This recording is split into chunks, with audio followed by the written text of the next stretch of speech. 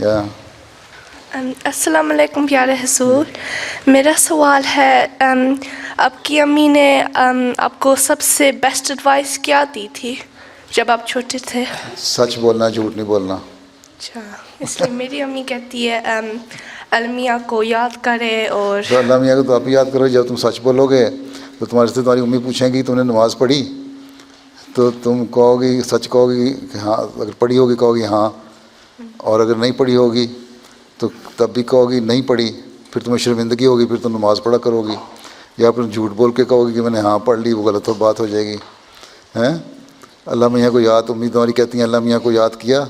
تم اگر نے یاد کیا ہوگا تم کہو گی ہاں، اگر نہیں کیا ہوگا تب ہاں کہو گی تو جھوٹ ہو جائے گا. ٹھیک ہے. اس لیے حضرت صلی اللہ علیہ وسلم نے فرمایا تھا ایک شخص کو، اس نے پوچھا تھا مجھے ایک برائی بتائیں جو میں چھوڑ دوں. تو صلی اللہ علیہ وسلم نے فرمایا کہ تم ہمیشہ سچ بولنا، جھوٹ چھوڑ دو. اور اس نے بہت ساری برائیاں اس کی ساری ختم ہو گئیں اس جھوٹ چھوڑنے کی وجہ سے. ٹھیک. چلو اب کھڑی ہو جاؤ لڑکی.